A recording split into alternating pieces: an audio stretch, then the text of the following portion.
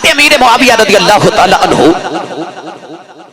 اور مولا علی المرتضی رضی اللہ تعالی عنہ، ان دونوں صحابی رضی اللہ تعالی عنہما چ اختلاف بنے۔ اختلاف دی وجہ کی سی، اختصار نہ سن لو۔ حضرت عثمان غنی رضی اللہ تعالی عنہ نے جو شہید کیتا گیا تے بلوائیاں نے شہید کیتا نا حضرت عثمان غنی نو مدینہ طیبہ چ مولا علی المرتضی شیر خدا حیدر کرار رضی اللہ تعالی عنہ اس ویلے مدینہ طیبہ سن تے آپ نے اپنے دونوں پتر امام حسن تے حسین رضی اللہ تعالی عنہ نے فرمایا کہ عثمان غنی دے دروازے تے پہرا دیو، خبردار کوئی حملہ آور عثمان کو شہید نہ کر سکے۔ حضرت عثمان غنی تے جدو 40 دن پانی بند لیا تے آپ نو پیاس نے تنگ کیتا نا تے آپ نے کھڑکی کھولی اے فرمایا علی کتھے نے؟ لوگا کیا گھر نے فرمایا کوئی میرا علی نو پیغام پہنچا دے تیرے عثمان نو پیاس لگی ہے، میں نو پانی پہنچا۔ انہاں دی یاری ویکھو، انہاں دے پیار ویکھو۔ عثمان غنی پیغام کنو بھیج رہے نے؟ مولا علی نو۔ تے مولا علی کی کر رہے نے؟ دونوں پتراں نو پہرے دار بٹھا کے دیتا حضرت عثمان غنی دے دروازے۔ مولا علی نے پانی بھیجیا پر بلوائیاں نے پانی اندر نہیں جان دیتا۔ جدو ایک بلوائیاں دے بچو آ کے پچھلی دیوار پھلان کے حضرت عثمان غنی تک اندر پہنچ گیا، انہیں جا کے سریا ماریا، آپ نے ساری خون دا قطرہ قرآن تے لگیا۔ اس ویلے قرآن دی تلاوت کر رہے، حضرت عثمان غنی شہید ہو گئے، رولا مدینے پہ گیا، حضرت عثمان غنی نے شہید کر دیتا گیا۔ مولا علی دوڑ کے آئے، آپ نے آندیاں پوچھیا کچھ نہیں، حضرت امام حسن دے منہ تے تھپڑ ماریا، فرمایا تینوں میں پہرے دار کھلا رہا سی۔ اے حالات مدینے سے۔ حضرت عثمان غنی شہید ہو گئے۔ حضرت عثمان غنی تو بعد مولا علی المرتضی رضی اللہ تعالی عنہ نے خلیفہ رسول بنا دیتا گیا اور حق بھی آپ دا سی۔ مولا علی مدینہ طیبہ خلیفہ رسول بن گئے۔ اختلاف پیدا ہویا کہ حضرت عثمان غنی دے دشمنہ کولوں آپ دے قاتلہ کولوں فوراً بدلہ لیا جائے۔ مولا علی المرتضی شیر خدا نے فرمایا کہ حالات پہلے ہی بڑے کشیدہ نے، اگر میں بدلے لیمن وال فوراً ٹر پیا حالات مزید خراب ہو جاؤں گے۔ آپ دی حکمت عملی ایسی کہ ذرا تھوڑی دیر ٹھہر جاؤ، حالات ٹھیک کر لئیے، پھر گن گن کے بدلے لوانے۔ حضرت امیر معاویہ ملک شام وچ سن، آپ نے پیغام بھیجیا تے آپ نے فرمایا کہ جلدی کرو، بدلہ لو، فوراً بدلہ لو۔ حضرت عثمان غنی ساڑھے رشتہ دار سن۔ امیر معاویہ دا اختلاف ایسی، آپ فرماتے سن مولا علی کھل کے بدلہ جلدی لو۔ مولا علی نے فرمایا کہ فوراً نہیں لے سکتے۔ اختلاف بدیا، حضرت امیر معاویہ نے ملک شام خلافت دا اعلان کر دیتا، ادھر مولا علی تے ادھر امیر معاویہ، جنگ ہو گئی، اختلاف مزید بڑھ گئے۔ دعوت و تبلیغ کا کام بڑی حکمت کے ساتھ کرنا پڑتا ہے۔ سورۃ النحل کی آیت نمبر 125 میں اللہ تعالیٰ نے ارشاد فرمایا، اعوذ باللہ من الشیطان الرجیم، بسم اللہ الرحمن الرحیم، ادعو الی سبیل ربک بالحکمہ، بلاؤ اپنے رب کی طرف، اس کے راستے کی طرف حکمت کے ساتھ، والموعظۃ الحسنہ، اور اچھے واعظ کے ساتھ، وجادلہم باللتی ہی احسن، اور مجادلہ کرو مخالفین کے ساتھ، علمی ڈیبیٹ کرو، مناظرہ نہیں مجادلہ، اس طریقے پہ جو احسن ہو، یعنی اس میں کوئی گالی گلوچ نہیں ہونی چاہیے۔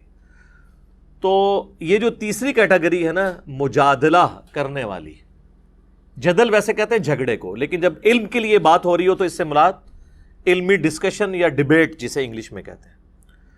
تو یہ مجادلہ کرنے کے لیے اور حکمت کے ساتھ اللہ کے راستے کی طرف بلانے کے لیے بعض اوقات کچھ چیزوں کے اوپر کمپرومائز کرنا پڑتا ہے انیشل ڈوز کے طور پہ۔ صدیوں سے کیسا ماحول کریٹ کیا ہے امت کے اندر کہ اگر کوئی شخص مصلح بننے کی کوشش کرتا ہے تو پھر لوگ اس کی خدمات کو بھی پس پش ڈال دیتے ہیں۔ مولانا طارق جمیل صاحب حافظہ اللہ تعالیٰ کو دیوبند کے اندر ایک امام کی حیثیت حاصل ہے، اور حقیقت بات ہے کہ سارے علماء دیوبند نے مل کے دیوبندیت کی وہ خدمت نہیں کی جو ایک اکیلے بندے نے کی ہے۔ صرف انہوں نے ایک حدیث بیان کی، من کنت مولاہ فہذا علی مولاہ، حدیث متواتر ہے، جامعہ ترمذی میں موجود ہے، سنن الکبری البیہقی کے اندر موجود ہے، المستدرک للحاکم کے اندر موجود ہے۔ یہ غدیر خم کی حدیث پہ میری ویڈیو 1 ملین سے زیادہ لوگ دیکھ چکے ہیں، آپ یوٹیوب پہ دیکھ سکتے ہیں۔ بس اس حدیث جو اہل سنت کے ہاں پائی جاتی تھی وہ بیان کیا تو جناب کہنے لگے یہ تو شیعہ عقائد کو پروموٹ کر رہا ہے. تو میں اس پہ ایک جملہ بولتا ہوں کہ مسئلہ یہ نہیں ہے کہ آپ انکاری ہیں. وہ کہتے ہیں نہیں ہم مانتے ہیں اس حدیث کو. مسئلہ یہ ہے کہ آپ اقراری نہیں ہیں. ہم کب کہتے ہیں کہ مولا علی کہنے کا کوئی انکاری ہے؟ اقراری بھی تو نہیں تھے. لال رومال والوں نے کبھی مولا علی لفظ کبھی مجھ سے پہلے یوز کیا تھا؟ وہ تو بلکہ بولتے ہوئے لگ رہا ہوتا ہے کہ یہ نیا نیا ہی سیکھا ہے. جیسے ہمارے بعض پولیٹیشنز جب وہ نبی صلی اللہ علیہ وآلہ وسلم کا نام لیتے ہیں تو درود شریف صلی اللہ علیہ وآلہ وسلم لگ رہا ہوتا ہے کہ یہ بھی گھر سے سیکھ کے آئے ہیں. تو وہ بھی مولا علی جب کہہ رہے ہوتے ہیں تو لگ رہا ہوتا ہے کہ یہ نیا نیا ہی سیکھا ہے. تو ظاہر تبدیلی تو آئی ہے نا. تو طارق جمیل صاحب کو دیوبندی علماء نے اور کٹر قسم کے جو دیوبندی فرقے کے عوام الناس تھے انہوں نے کہا یہ تو فارغ ہو گیا. حالانکہ ہزاروں باتیں دیوبندیوں والی ہیں. ایک بات میں جو بات ٹھیک تھی یہ بھی نہیں کہ غلط کی ہے, صرف یہ کہ کی کیوں ہے, ضرورت ہی نہیں تھی کرنے کی تاکہ وہ فرقے کی دراڑیں قائم رہیں. وہ خلاف ہو گئے. دوسری طرف ڈاکٹر طاہر القادری صاحب, مفتی حنیف قریشی صاحب بریلویت میں کتنا ایک منجے ہوئے علماء میں سے, ان کو بھی انہوں نے رافضی ڈکلیئر کر دیا صرف اہل بیت کی شان بیان کرنے کے اوپر. اہل حدیث میں مولانا اسحاق صاحب کو تو ریٹن میں 40 علماء نے فتویٰ لکھ کے کہا کہ یہ تو اسلام سے بھی خارج کر دیا. صرف فرقے سے نہیں, انہوں نے کہا یہ اسلام سے بھی خارج ہے, آؤٹ آف کانٹیکسٹ ان کی ویڈیوز کو یوز کر کے. تو اس سے ایک بات تو سمجھ آ گئی جو میں نے مولانا طارق جمیل صاحب کو بارہا جب میری ڈسکشن ہوتی ہے ان سے, میں ان سے کہتا ہوں کہ آپ دیکھ لیں کہ آپ ایک بات میں اختلاف کریں تو آپ کا فرقہ آپ کو اٹھا کے پھینک دیتا ہے. تو مجھے بتائیں, میرا تو 20 باتوں میں سب سے اختلاف ہے, مجھے کون ایکسیپٹ کرے گا؟ آپ کو تو ایکسیپٹ ہی نہیں کیا انہوں نے ایک بات کے اوپر, اور وہ بھی غلط بات نہیں تھی. لہٰذا ان پہ 4 تکبیریں پڑھ دیں. تو الحمدللہ اب آپ دیکھ رہے ہیں کہ انہوں نے کس طریقے سے بالکل بے پرواہ ہو کے جو صحیح بات ہے وہ کرنی شروع کر دی ہے پبلکلی. پہلے بھی ان کو کلیئر تھی لیکن اب وہ پبلکلی بھی کرتے ہیں الحمدللہ. تو ایسے ماحول کے اندر دعوت لانچ کرنے کے لیے حکمت کو اڈاپٹ کرنا ضروری ہے, اور لوگوں کو یہ بتایا جائے کہ فضائل صحابہ احمد بن حنبل کی کتاب جو ہے اس میں 2 احادیث صحیح سند کے ساتھ موقوفاً مولا علی رضی اللہ تعالیٰ عنہ علیہ السلام سے ہیں کہ نبی صلی اللہ علیہ وآلہ وسلم کے ریفرنس سے ہی ظاہر ہے یہ علم الغیب والی خبر ہے کہ مولا علی کہتے ہیں کہ میری وجہ سے 2 فرقے گمراہ ہوں گے اور 2 فرقے دوزخ میں جائیں گے, ایک میری محبت میں غلوف کر کے اور ایک میری دشمنی میں غلوف کر کے. گمراہ بھی ہوں گے اور دوزخ تک بھی پہنچیں گے. اچھا, محبت میں گمراہ ہو کر دوزخ تک پہنچنے والا جو فرقہ ہے وہ ہمیں بچپن سے بتایا گیا جی یہ رافضی ہیں, لیکن ہمیں دوسرے فرقے کا نہیں بتایا گیا. وہ کہتے ہیں وہ پہلے تھا, ایک ختم ہو گیا, خارجی, اور یہ وہ. چونکہ آج وہ خود اس کا شکار ہیں تو ظاہر دوسرے کا تو نام نہیں لیں گے کہ دوسرا کون ہے. تو وہ تھے ناصبی. نسب کہتے ہیں کھڑا کرنے کو, جو حضرت علی کے خلاف کھڑے ہوئے. وہ قیامت تک رہیں گے. خوارج تو قیامت تک موجود رہیں گے. سنن نسائی میں حدیث ہے کہ خوارج قیامت تک رہیں گے, حتیٰ کہ ان کا آخری گروہ جو ہے وہ دجال کے ساتھ مل کے مسلمانوں کے خلاف ہوگا. تو آج کے دور میں بھی ناصبی موجود ہیں, خارجی موجود ہیں, اور انہی لوگوں میں موجود ہیں جو صرف رافضیت کی رٹ لگاتے ہیں, اور وہ اپنے گناہ کو چھپانے کے لیے ایک دوسرا نعرہ اڈاپٹ کرتے ہیں. ہم کہتے ہیں رافضیوں کے بھی غلط عقائد کا رد کریں اور ناصبیوں کے بھی, اور اس پلیٹ فارم سے اللہ کے فضل سے کوئی نہیں بچا. رافضیوں کا کوئی ایک عقیدہ نہیں آپ بتا سکتے جس سے ہمیں اختلاف ہو کتاب و سنت کی روشنی میں, اور اس پلیٹ فارم سے اس کا علمی رد نہ ہوا ہو, گالی گلوچ والا نہیں. چاہے وہ عقیدہ جو ہے وہ ریلیٹڈ ہو امامت سے, خواہ وہ توحید کے حوالے سے ان کے اندر خرابیاں ہوں, چاہے محرم کی رسومات ہوں, جھولے کی شکل میں, ماتم اور پنجوں کی شکل میں, کوئی ٹاپک نہیں بچا. اسی پلیٹ فارم سے علمی رد ہوا ہے اور لوگوں کی اصلاح کا سبب بنا ہے. اور ناسبیت کا رد بھی اسی پلیٹ فارم سے ہوا ہے. باقیوں نے تو سب نے اپنے اپنی مرضی کی چیزیں پکڑی ہوئی ہیں. سب سے زیادہ ضرورت اہل سنت کے ہاں تھی ناسبیت کے رد کی، کیونکہ اپنے گھر کی صفائی پہلے کرنی چاہیے. دوسروں کو تو کہنا بڑا آسان ہے. میں آپ کو ایک چھوٹا سا ایک علمی ٹوٹکا بتا دیتا ہوں، آپ چیک کر لیں کہ صحیح مسلم میں 240 نمبر حدیث ہے. سیدنا علی خود راوی ہیں، وہ کہتے ہیں کہ اس ذات کی قسم کہ جس نے دانے کو پھاڑ کر اناج کو اگایا اور مخلوقات کو پیدا کیا، نبی امی نے مجھ سے یہ عہد لیا تھا کہ اے علی، تجھ سے محبت نہیں رکھے گا مگر مؤمن، اور تجھ سے بغض نہیں رکھے گا مگر منافق. تو محبت علی از دا لٹمس ٹیسٹ آف ایمان. صحیح مسلم 240 نمبر حدیث. اور میں کہتا ہوں مولا علی کی شان میں نمبر 1 حدیث اس روئے ارض پہ اگر کوئی ہے نا، وہ یہی ہے، مسلم کی 240. کیونکہ یہاں پہ تو ایمان کی بات ہو رہی ہے. اور دوسرے نمبر پہ اگر کوئی حدیث ہے تو وہ ہے کہ علی کی میرے ساتھ وہی نسبت ہے جو ہارون کی موسیٰ کے ساتھ، مگر میرے بعد کوئی نبی نہیں، جو بخاری اور مسلم دونوں میں ہے. انبلیویبل چیز ہے. قرآن میں آتا ہے نا کہ حضرت موسیٰ نے دعا کر کے حضرت ہارون کو مانگا تھا.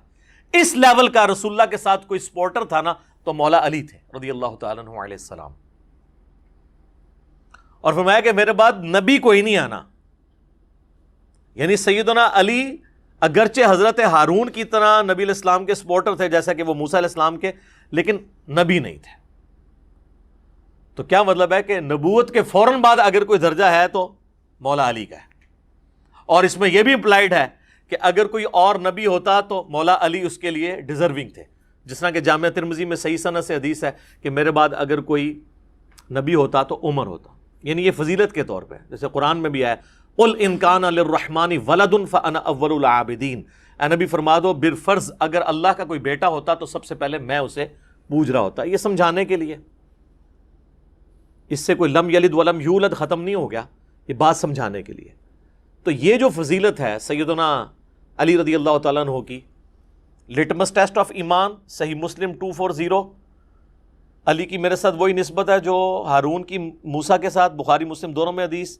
اور تیسری ہے من کنت مولا فہذا علی مولا، غدیر خم کی حدیث. یہ 3 ٹاپ آف دا لسٹ فضائل ہیں. ویسے تو بہت زیادہ ہیں. المستدرک للحاکم میں صحیح سند کے ساتھ امام احمد بن حنبل کا قول ہے کہ ذخیرے احادیث میں سب سے زیادہ احادیث جس شخص کی فضیلت میں ہیں وہ علی ابن ابی طالب ہے رضی اللہ تعالیٰ عنہ علیہ السلام. صلاۃ بر محمد و آل محمد، اللہم صلی علی محمد و علی آل محمد. تو اب اس ماحول کے اندر اجتہادی خطا والا جو ہم نے ایک دعوت کو لانچ کرنے کے لیے حکمت اڈاپٹ کی ہے، آپ اس حکمت کو سمجھیں. اب اس خطا کے حوالے سے بھی تھوڑی ڈسکشن ہو جائے. صحیح بخاری اور صحیح مسلم دونوں میں یہ حدیث موجود ہے متفق علیہ، اور بخاری میں ذرا ڈیٹیل کے ساتھ ہے. انٹرنیشنل نمبر کے مطابق 2812.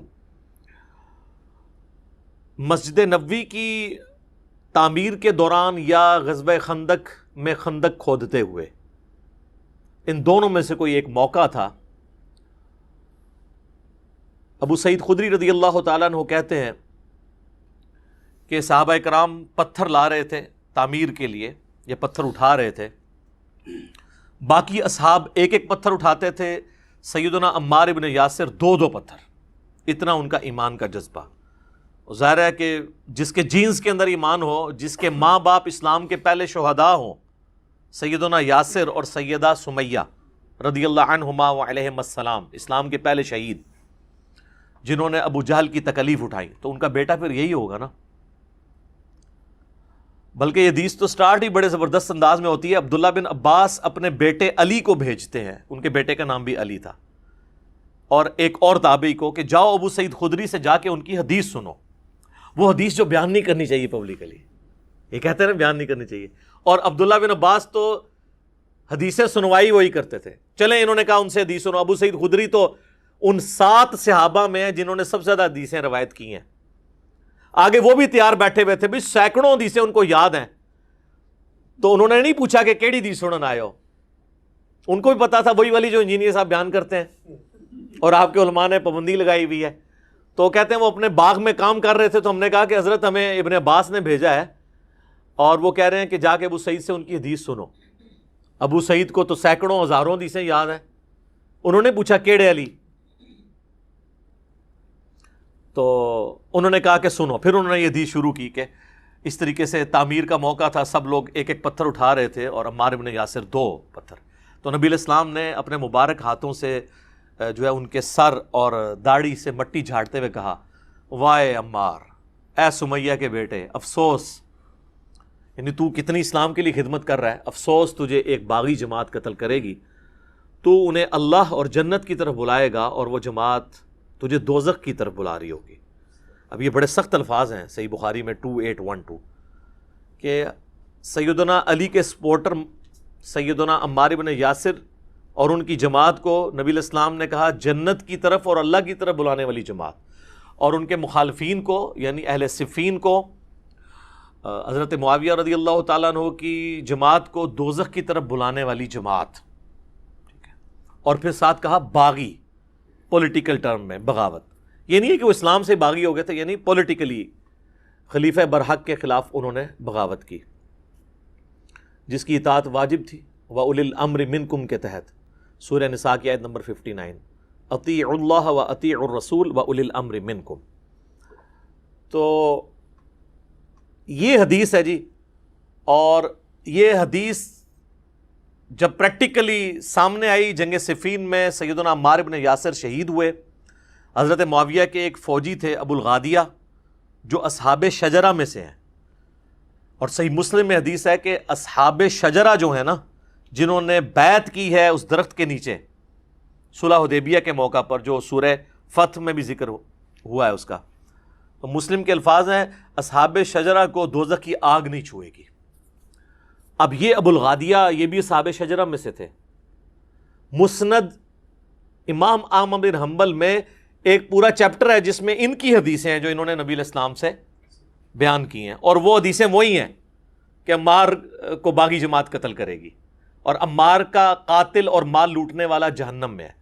اور انہی حدیث میں ابو الغادیہ خود رویا کرتے تھے کہ مجھ سے عمار ابن یاسر کا قتل ہوا ہے، اور وہ تو بڑی دردناک حدیثیں ہیں، پھر ٹاپک دوسری طرف چلا جائے گا، وہ آپ ریسرچ پیپر میں پڑھ لیجئے گا، وہ میں اینڈ پہ بتا بھی دوں گا انشاءاللہ۔ تو ابو الغادیہ سے ہوا، اور اس پہ بعض لوگوں نے کوشش کی کہ جی ابو الغادیہ جو ہے وہ اتنا بڑا جرم کر کے بھی بخشے جائیں گے کیونکہ اصحاب شجرہ میں سے ہیں۔ تو شیخ ناصر الدین البانی، جن کو اہل حدیث تو اپنا محدث اور اس دور کا امام بخاری مانتے ہیں، باقی مکاتب فکر میں بھی اہل علم ان کی قدر کرتے ہیں، انہوں نے سلسلہ احادیث صحیحہ میں باقاعدہ بحث کی کہ یہ بہت مشکل تعویل ہے جو آپ کر رہے ہیں، اور انہوں نے کہا چونکہ نبی علیہ السلام نے اسپیسیفکلی فرما دیا ہے تو جو عام دلیل ہوتی ہے وہ خاص دلیل عام دلیل کو ختم کر دیتی ہے، عام دلیل کبھی خاص دلیل کو ختم نہیں کرتی۔ اور یہ اہل حدیثوں کو بات پتہ ہے، جب ہم انہیں کہتے ہیں نا وَإِذَا قُرِئَ الْقُرْآنُ فَاسْتَمِعُوا لَهُ، تو وہ کہتے ہیں یہ تو جنرل ہے، ہم اس کو ختم کرتے ہیں لا صلاۃ لمن لم یقرأ بفاتحۃ الکتاب سے، وہ کہتے ہیں وہ خاص ہے کہ جو فاتحہ نہیں پڑھتا اس کی نماز نہیں ہوتی، لہٰذا یہ جو جنرل آیت ہے اس میں یہ ایک تخصیص آ جائے گی کہ فاتحہ آپ پڑھ سکتے ہیں امام کے پیچھے بھی، ایک علیحدہ سے ایک ٹاپک ہے۔ یہاں پہ وہ بھول جاتے ہیں کہ جب اسپیسیفکلی آ گیا کہ عمار کا قاتل اور مال لوٹنے والا جہنم میں ہے، المستدرک الحاکم میں حدیث ہے، مسند امام احمد میں، تو وہ عام والی بشارت اس سے گئی، لیکن یہ ہمیشہ کے لیے جہنم میں نہیں، الٹیمیٹلی ہر مسلمان کو جس نے ایک دفعہ بھی کلمہ پڑھا ہے وہ جنت میں جانے میں انشاءاللہ کامیاب ہو جائے گا۔ باقی یہ آخرت کے معاملے ہیں، میں نے آپ کو ایک ٹیکنیکل بحثیں کی ہیں، اللہم اجرنا من النار، آمین ثم آمین۔ تو یہ حدیث، اور اس کے بعد جب یہ سارا معاملات ہوئے تو پھر اہل سنت کے ہاں یہ چیز اسٹیبلش ہو گئی کہ حضرت علی رضی اللہ تعالیٰ عنہ کی ساری جنگیں حق پر مبنی تھیں اور مخالفین باغی تھے۔ البتہ اس میں اختلاف ہے کہ مخالفین کی جو بغاوت ہے وہ اجتہادی خطا کے طور پہ شمار کی جائے گی یا ہٹ درمی کے اوپر، اس میں اختلاف ہے۔ پھر اس میں بھی ایک جز کے اوپر اتفاق ہے کہ جو اہل جمل ہیں، یعنی سیدہ عائشہ، سیدنا طلحہ، سیدنا زبیر رضی اللہ عنہم اجمعین وعلیہم السلام اجمعین، چونکہ انہوں نے اپنی اس غلطی سے رجوع کر لیا تھا بعد میں اور شرمسار تھے، لہٰذا ان کی غلطی کو اجتہادی غلطی کے طور پہ ایکسیپٹ کیا جائے گا اس حوالے سے کہ اللہ تعالیٰ معاف فرمانے والا ہے. اور مولا علی نے بھی ان کو معاف کر دیا. وہ المستدرک للحاکم میں، المصنف ابن ابی شیبہ میں اور کئی کتابوں میں، سنن الکبریٰ للنسائی کے اندر حدیث موجود ہے کہ مولا علی نے کہا کہ میں اللہ سے امید کرتا ہوں، یہ سورۃ الحجر کے اندر جو آیت ہے کہ اہل ایمان آمنے سامنے بیٹھے ہوئے ہوں گے جنت میں تختوں کے اوپر، اور اللہ تعالیٰ ان کے دلوں سے میل دور کر دے گا اور وہ جنت میں پہنچ جائیں گے. میں اللہ سے امید کرتا ہوں کہ یہ بشارت میرے طلحہ، زبیر اور عثمان بن عفان کے لیے رضی اللہ عنہم اجمعین، کے ہمارے دلوں میں جو ایک دوسرے کے بارے میں چیز آ گئی ہے وہ اللہ تعالیٰ دور کر دے گا. لیکن جہاں تک تعلق ہے حضرت معاویہ رضی اللہ تعالیٰ عنہ کا، ان کو حضرت علی نے معاف نہیں کیا، اس لیے کہ وہ حضرت علی کی زندگی میں بھی اپنی اس خطا کے اوپر قائم رہے اور اس کے بعد 20 سال زندہ رہے اور مرتے دم تک انہوں نے رجوع نہیں کیا. اسی لیے سیدنا علی نے ان کے بارے میں ڈیفرنٹ ایٹیچیوڈ رکھا. میرے استاد ڈاکٹر اسرار صاحب رحمہ اللہ تعالیٰ نے سورۃ الحجر کی انہی آیات کی تفسیر میں بیان القرآن میں یہ کہہ دیا تھا، حضرت معاویہ کا نام بھی انہوں نے داخل کر دیا تھا. وہ حدیث کے معاملے میں تو وہ خود ہی کہتے تھے میں امی ہوں، تو پھر میرا اس پہ جواب آیا تھا کہ حضرت معاویہ کا نام نہیں انہوں نے لیا، حضرت طلحہ، زبیر اور عثمان بن عفان کا نام لیا تھا. تیزی کے ساتھ کور کر دیتا ہوں سلف کے فہم کے پوائنٹ آف ویو سے. پہلا فہم تو مولا علی کا ہی لے لیں آپ، چونکہ وہ امام وقت ہیں. ابو داؤد، ترمذی، ابن ماجہ میں حدیث ہے، علیکم بسنتی و سنت الخلفاء الراشدین المہدیین، تم پر میری سنت اور میرے خلفاء راشدین کی سنت لازم ہے. تو مولا علی خلیفہ راشد ہیں. ان کا فہم یہ ہے کہ المصنف ابن ابی شیبہ میں یہ حدیث موجود ہے کہ مولا علی رضی اللہ تعالیٰ عنہ قنوت نازلہ پڑھا کرتے تھے اور کہا کرتے تھے اللہم علیک بمعاویہ و اشیاءہ، اور عمر بن عاص کے بارے میں بھی اور ابا سلمی کے بارے میں بھی کہ اے اللہ معاویہ اور اس کے شیعہ کو تباہ و برباد کر، عمر بن عاص اور اس کے شیعہ کو تباہ و برباد کر، ابا سلمی اور اس کے شیعہ کو تباہ و برباد کر. اور ایک اور حدیث ہے المصنف ابن ابی شیبہ کے اندر کہ مولا علی سے جب اہل صفین کے بارے میں پوچھا گیا تو انہوں نے کہا کہ میں اللہ سے امید کرتا ہوں کہ اللہ تعالیٰ ان کو معاف کر دے گا. امید کیا تک؟ ظاہر حضرت علی نے تو فیصلہ نہیں کرنا، وہ تو اللہ نے کرنا ہے. پھر معاملہ میرے اور معاویہ کے درمیان اللہ کی عدالت میں طے پائے گا. تو یعنی اس لیول تک کہ حضرت علی اتنی ٹالرنس شو کر رہے ہیں کہ اہل صفین کی معافی کے لیے بھی تیار ہیں، لیکن حضرت معاویہ کے لیے نہیں، کہ چونکہ وہ سرغنہ تھے نا، یعنی انہوں نے ایک پارٹی کو جو ہے وہ لیڈ کر کے تو خلیفہ برحق کے خلاف ٹکروایا. تو یہ بات بھی یعنی سمجھ آنے والی ہے. سیدنا عمار ابن یاسر کا اپنا فہم، جن کے بارے میں صحیح بخاری میں آتا ہے کہ عمار کی زبان کو اللہ نے شیطان سے محفوظ کر دیا، یہ صحیح بخاری میں ہے. تو عمار سے پوچھ لیتے ہیں. عمار بن یاسر کا آپ حضرت علی کے ساتھ کمٹمنٹ کا لیول دیکھیں، 93 ایئرز ایج ہے. جنگ صفین لڑنے کے دوران اس وقت 93 کے تھے، وہ 37 ہجری میں شہید ہوئے.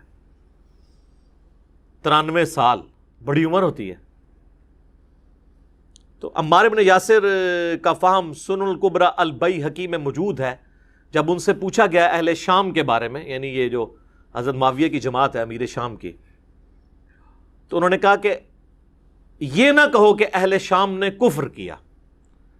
اس سے کم از کم رافضیت کا رد ہو گیا جو حضرت معاویہ یا ان کی جماعت کو سمجھتے ہیں کہ وہ کافر ہیں، اور اس بغاوت کو وہ دین کی بغاوت اس حوالے سے سمجھتے ہیں کہ وہ سمجھتے ہیں شاید نعوذ باللہ انہوں نے اسلام اتار کے پھینک دیا تھا. نہیں، اسلام میں وہ تھے، مسلم تھے، پولیٹیکلی انہوں نے معاملوں کو مس ہینڈل کیا، وہ بھی غلط ہے.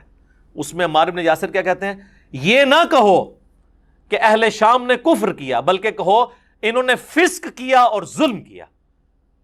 فسق کہتے ہیں گناہ کبیرہ کو.